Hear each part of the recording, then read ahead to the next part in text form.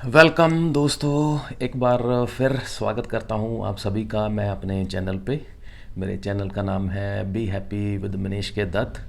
हम book discuss कर रहे हैं how to stop worrying and start living, जो कि डेल कार्नेगी द्वारा लिखी गई है। आज हम इसके सेक्शन 7th का जो चैप्टर डिस्कस करने जा रहे हैं उसका नाम है what makes you tired and what you can do about it. कहते हैं आपको क्या चीज़ है जो आपको थकाती है, आपको थकान महसूस होती है किस कारण की वजह से, और उसके बारे में हम क्या कर सकते हैं, उसको कैसे ठीक कर सकते हैं, उसको कैसे रेक्टिफाई कर सकते हैं, उसको कैसे सुधार सकते हैं, उसको कैसे कम कर सकते हैं। तो ये है चैप्टर का नाम। और इसमें चैप्टर में हमें ऑथर समझाना क्या चाहते हैं, बताना क्या चाहते हैं और एक्सप्लेन क्या करते हैं इन अ नटशेल, वो ये है कि अगर आपको ये महसूस होता है कि फ़िज़िकल वर्कआउट करने से, फ़िज़िकल काम करने से, हार्ड वर्क करने से, या सिर्फ़ और सिर्फ मेंटल वर्क करने से, दिमागी तौर पे काम करने से हमें जो कहते हैं हमें थकावट होती है, तो कहते हैं वो हमारी जो सोच है वो गलत है। हमें ये गलत फहमी है कि हम मेहनत जो है अगर दिमाग से कर रहे हैं तो थकावट होती है, या जो मेहनत कर रहे हैं फिज़िकल बेस पे कर रहे हैं तो थकावट हो रही है। कहते ये बिल्कुल गलत है। लेकिन अब सवाल उठता है कि फिर थकावट किस चीज़ की वजह से होती है। तो अब यहाँ पे author in a nutshell crux of this chapter जो है वो बताते हैं कि जो थकावट है उसका मेन जो सबसे इम्पोर्टेंट रीज़न है वो है हमारे emotions.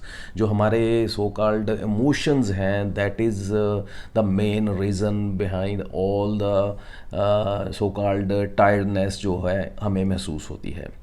So this is overall birds view of this chapter. तो चलिए डिटेल में डिस्कस करते हैं। ऑथर बताते हैं कि अगर आप ये कहें कि आपकी थकावट का कारण सबसे ज़्यादा मेंटल वर्क है, तो कहते हैं ये एक एब्सोल्यूट एब्सर्ड कहते हैं एक स्टेटमेंट है, एक बेवकूफ़ वाली कहते स्टेटमेंट है। क्योंकि कहते ये साइंटिफिकली ये प्रूव हुआ है, ये देखा गया है कि अगर आप अपने ब्रेन से काम लेते हैं या 8 घंटे से काम लेते हैं, या 8 की बजाय 15-16 घंटे तक भी काम लेते हैं अपने दिमाग से, या कुछ ऐसा काम करते हैं जिसमें आपका माइंड वर्क करता है ज़्यादा, फिज़िकली आप काम नहीं कर रहे हैं, तो पाया ये गया है सर्च में कि आपकी जो थकावट है वो आपके ब्रेन की वजह से नहीं होती है। और वो कैसे पता चलता है? ब्लड के सैंपल्स जब उस इंसान के जो कि सिर्फ और सिर्फ दिमागी काम करता है, उसके सैंपल जब लिए गए तो देखा गया तो 8 घंटे के बाद अगर उसका सैंपल लिया जाता है और जब वो 16 घंटे लगातार मेंटल वर्क करता है, तो उसमें जो है सो कॉल्ड फटीग के टॉक्सिन्स जो का जो लेवल होता है उसमें ज़्यादा फ़र्क नहीं पाया जाता कुछ सिग्निफिकेंट। तो यहाँ से पता क्या चलता है कि मेंटल वर्क से कुछ ज़्यादा मेजर फ़र्क नहीं पड़ता है आपकी फटीग के ऊपर। और इसके कंपैरेटिवली अगर हम केस लेते हैं किसी फिज़िकल लेबर करने वाले का, लेबरर का, अगर उसका सैंपल हम लेते हैं वो काम करता है 8 घंटे या 16 घंटे, तो उसके ब्लड में जो है सो कॉल्ड फटीग टॉक्सिन्स जो हैं वो कंपैरेटिवली ज़्यादा पाए जाते हैं। लेकिन यहाँ पे समझने वाली बात है कि अल्टीमेटली ये दोनों जो रीज़न हैं, फिज़िकल वर्कआउट या कहते हैं मेंटल वर्कआउट जो करते हैं इंसान, इन दोनों रीज़न जो ये दोनों जो कारण हैं ये अल्टीमेट रीज़न नहीं है फटीग के। तो कहते हैं जो जो ब्रेन है तो इसमें फिर क्या हो रहा है, what is the reason behind it के जो है हमें जो कहते हैं फटीग महसूस होती है।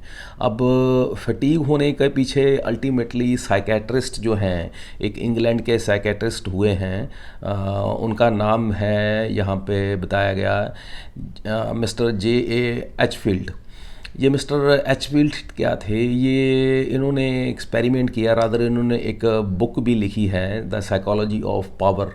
उसमें इन्होंने बताया है कि जो हमारी फटीग है उसका मेन रीज़न जो है हमारे इमोशंस होते हैं। हमारे सो कॉल्ड जितने भी हमारी इमोशन बीइंग्स, क्योंकि humans are basically emotional beings, हम जो हैं लॉजिक से नहीं चलते हैं, हम अपने इमोशंस से चलते हैं।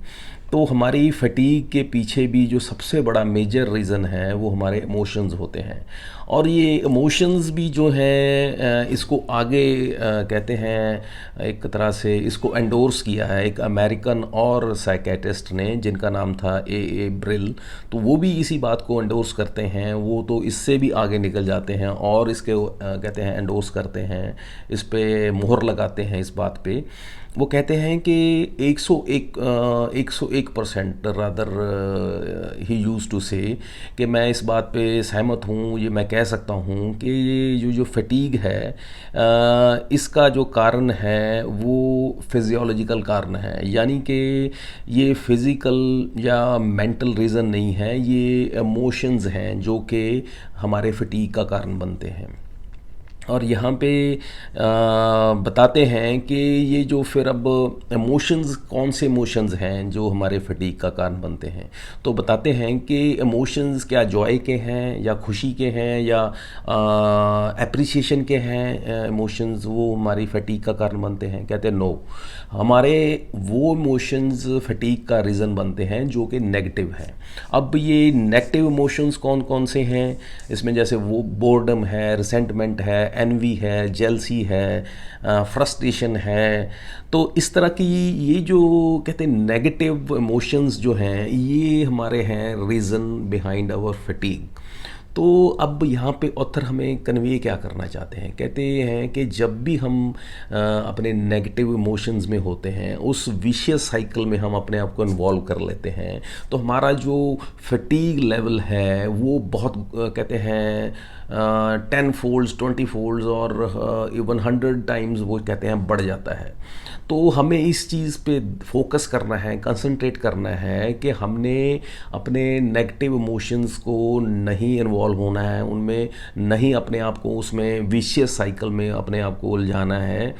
और उसका क्योंकि जो एंड रिज़ल्ट है वो नेगेटिव है, नेगेटिव इन द सेंस कि हम जो हैं बुरी तरीके से जो हैं अपने आप को फटीग कर लेते हैं, अपने आप को बिल्कुल नॉक डाउन कर लेते हैं। और हमें लगता है कि हम बहुत ज़्यादा फिज़िकल वर्कआउट हमने कर लिया है या हमने बहुत मेंटल वर्क कर लिया है, लेकिन रियलिटी ये होती है कि हम जो हमारे इमोशंस होते हैं, नेगेटिव इमोशंस स्पेसिफिकली, वो हमारे रीज़न बनते हैं, हमारे फटीग का कारण बनते हैं, हमारी थकावट का कारण बनते हैं।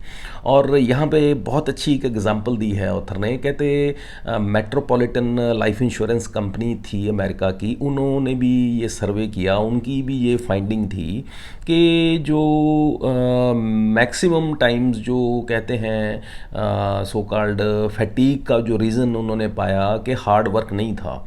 हार्ड वर्क की वजह से किसी को फटीग हो, कहते ये बहुत रेयर चांस होता है कि कोई बंदा हार्ड वर्क कर रहा है उसकी वजह से उसको फटीग हो गया। No doubt it happens, but it's rarely a reason for fatigue. But जो कहते हैं नेगेटिव इमोशंस हैं वो मोस्ट ऑफ द टाइम, कहते हैं 9 times out of the 10 times कहते हैं रीज़न होते हैं फटीग के लिए। और यहाँ पे बताते हैं कि ये जो हैं जैसे इमोशंस पहले बताए, वरी, स्ट्रेस, एंग्जाइटी और फ्रस्ट्रेशन, जेलसी, एनवी, ये जो इमोशंस हैं ये अल्टीमेटली रीज़न हैं फटीग के। और जो यहाँ पे बताते हैं कि 3 ऐसे फैक्टर्स जो हैं, जो 3 यहाँ पे इंश्योरेंस कंपनी जो हैं उन्होंने फाइंड आउट किया 3 रीज़न्स, 3 ऐसे नेगेटिव इमोशंस जो कि कारण हैं मेन फटीग के लिए। वो कौन कौन से हैं? वो हैं फर्स्ट ऑफ ऑल वरी, दूसरा है tension, third one is emotional upset. तो ये बेसिकली 3 रीज़न उन्होंने फाइंड आउट किए कि जिसकी वजह से लोगों को मैक्सिमम जो है फटीग महसूस करते थे या उनको थकावट होती थी एक्सेसिवली।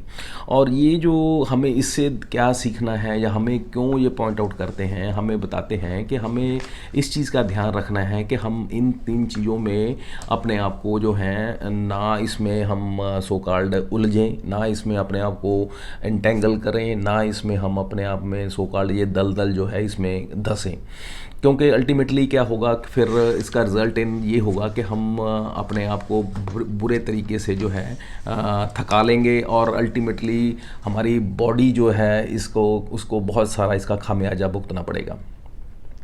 और हमें भी हमें भी ये कहते हैं कि आप एक काम करें, इमीडिएटली आप बुक बंद करके बैठें और अपनी आंखें बंद करके अपने आप को रियलाइज करने की कोशिश करें कि आप अपनी बॉडी में just try to analyse your self, कि आपको अपनी बॉडी में कहाँ स्ट्रेस महसूस हो रही है या आपको थकावट महसूस हो रही है।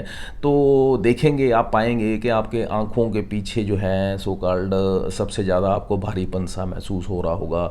आपके शोल्डर्स जो हैं वो हो सकता है कि आपको लगें कि काफ़ी ज़्यादा भारी हुए हैं। तो इसके पीछे ये जो सो कॉल्ड कुछ एरिया हैं बॉडी के, यहाँ पे जो है हमें महसूस होता है कि फटीग है। और इसके कारण क्या होता है, हालांकि अगर आप डेस्कटॉप जॉब कर रहे हैं तो ये उस केस में बात कर रहे हैं, तो कहते हैं आपने ऐसा कुछ नहीं किया है, फिज़िकल वर्कआउट नहीं किया है, लेकिन फिर भी आपको ऐसा महसूस हो रहा है कि फटीग हो रही है यहाँ यहाँ इस एरिया में। क्यों हो रही है? क्योंकि कहीं ना कहीं हमारे सो कॉल्ड सबकॉन्शियस माइंड में या कॉन्शियस माइंड में विलिंगली और अनविलिंगली जो है हमारे जो थॉट्स हैं वो नेगेटिव चलते हैं। जो हमारी कहते हैं इमोशंस हैं, वो नेगेटिव इमोशंस हमारे कहीं ना कहीं बैकग्राउंड पे काम कर रहे होते हैं। उनकी वजह से क्या होता है, उनका इफेक्ट क्या होता है कि हमारे सो कॉल्ड हमारी बॉडी पे वो एक तरह से फैटीग के रूप में जो है उभर के आते हैं। और यहाँ पे एक बहुत अच्छे एक जेंटलमैन होते हैं मिस्टर डैनियल जॉनसन, उनकी बात करते हैं। कहते उन्होंने ये पाया कि जो चीफ ऑब्स्टिकल होती है एक किसी भी उसमें इंसान की लाइफ में फटीग का कारण जो होता है, कहते हैं वो हार्ड वर्क नहीं होता है, वो रादर क्या होता है, वो हार्ड वर्क की बजाय उसके सो कॉल्ड नेगेटिव इमोशंस होते हैं।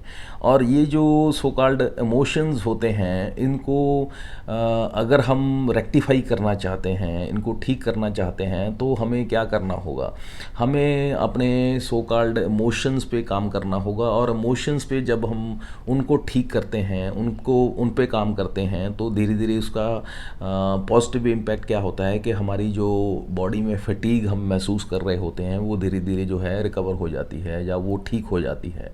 तो जैसे हम कहते हैं हम रूट कॉज पे, जो जड़ पे हम काम करते हैं, तो जो अल्टीमेट हमें लगता है कि फटीग क्यों हो रही है उसका हमें पता नहीं चलता कि क्यों हो रहा है, क्या हो रहा है। तो हमें जब हम उसकी जो जड़ है, जो जड़ जो कि नेगेटिव इमोशंस हैं, जब हम उस पे काम करते हैं, उनको ठीक कर लेते हैं, तो अल्टीमेटली जो आपकी फटीग है वो अपने आप भाग जाती है। तो यहाँ पे बताते हैं तो हमें क्या करना चाहिए, फटीग को दूर करने के लिए हमें क्या करना चाहिए। हमें अपना जो मेंटल वर्क है उसको कम करना चाहिए, जो हमारा फिज़िकल वर्क है उस पर वर्क करना चाहिए। तो कहते नहीं, हमें यहाँ पे क्या है अपने इमोशंस पे काम करना होगा, हमारे नेगेटिव इमोशंस हैं उनको रेक्टिफाई करना होगा। और यहाँ पे बताते हैं कि इसके लिए यहाँ पे एक बात करते हैं विलियम जेम्स की।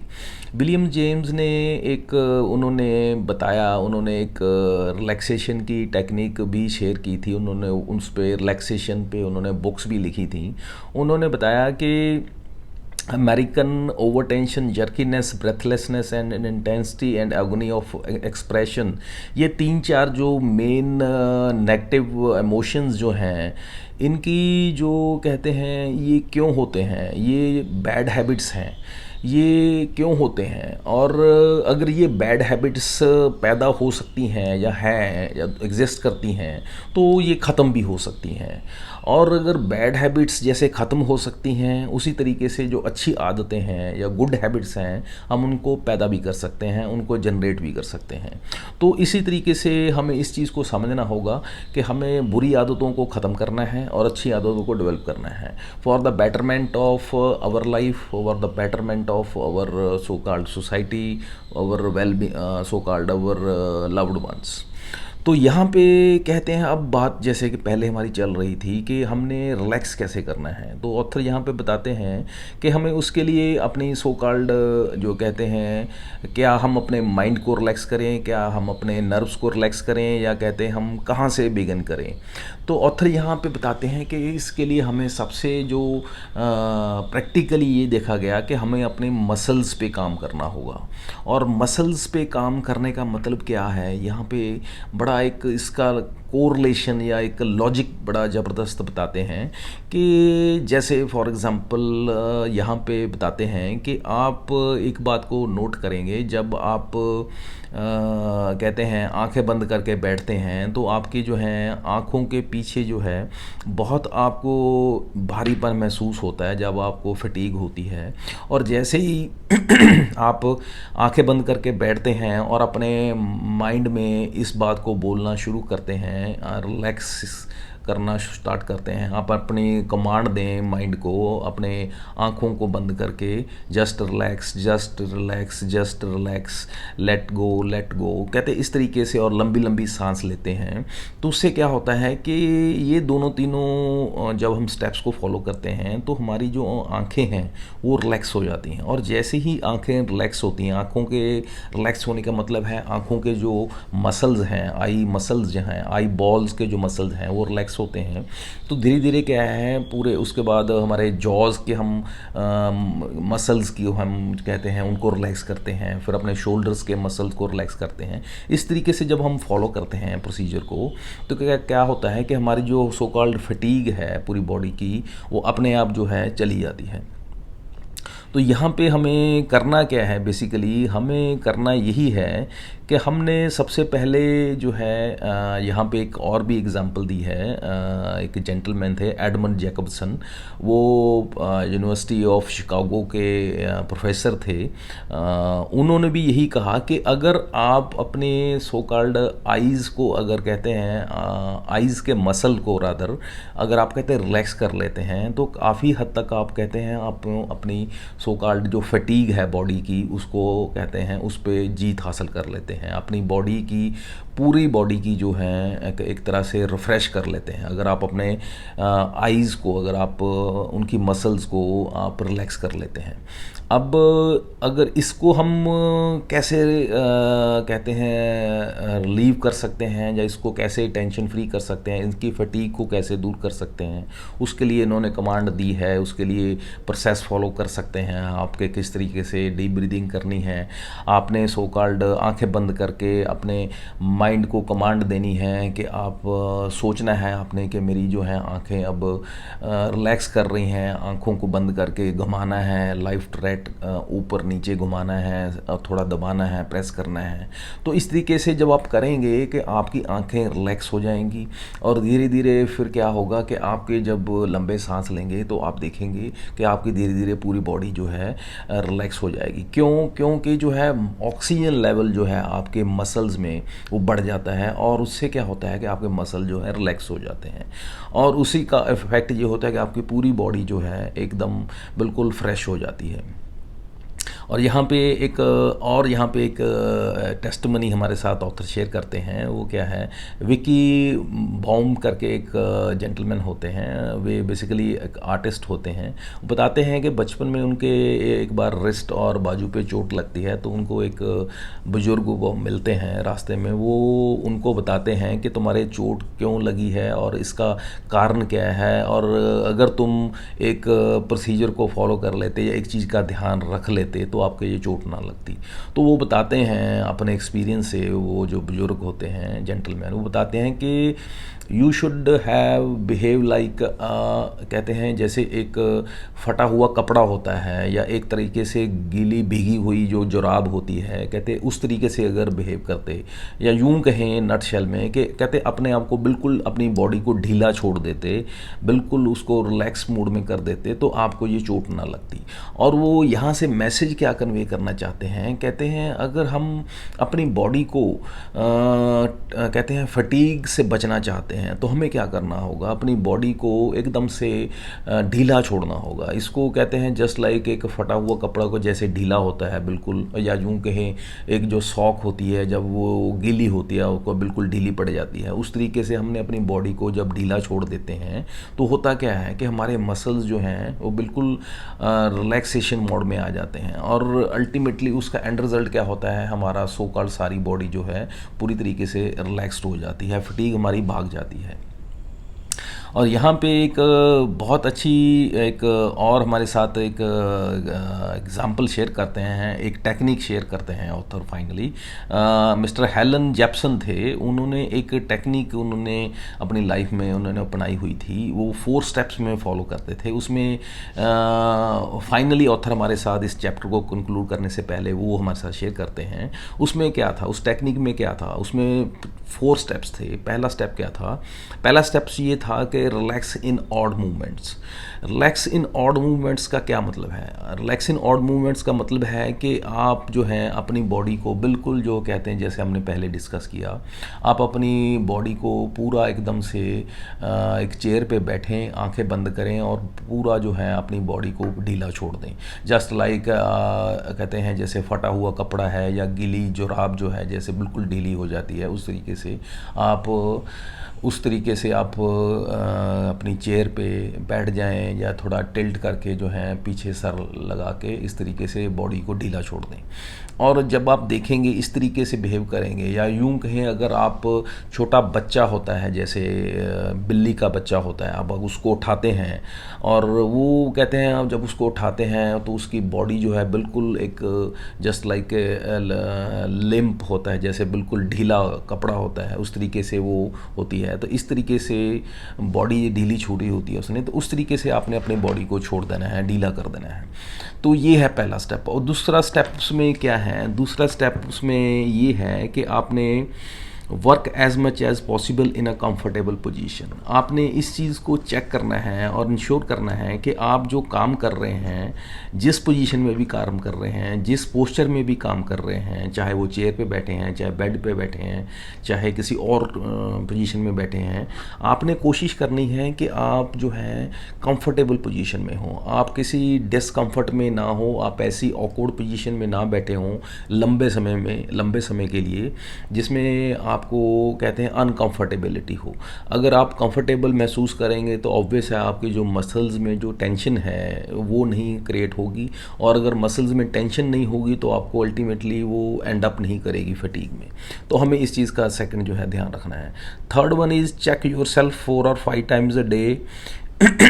और कहते हैं दिन में 3-4 बार आप अपने आप को चेक करिए, और अपने आप को चेक करने के बाद क्या आपने देखना है, क्या अपने आप को कहते हैं ये चेक करते हुए देखना है, ऑब्ज़र्व करना है, एनालाइज करना है और कहना है कि मैं जो कर रहा हूँ, काम कर रहा हूँ, कहीं मैं ओवरलोड तो नहीं कर रहा हूँ, या कुछ यू कैन से अपना जो काम है एक्चुअल में जितना हार्ड है वो काम उतना ही मैं हार्ड कर रहा हूँ, उससे ज़्यादा तो नहीं कर रहा हूँ, ओवरलोड तो नहीं कर रहा हूँ मैं।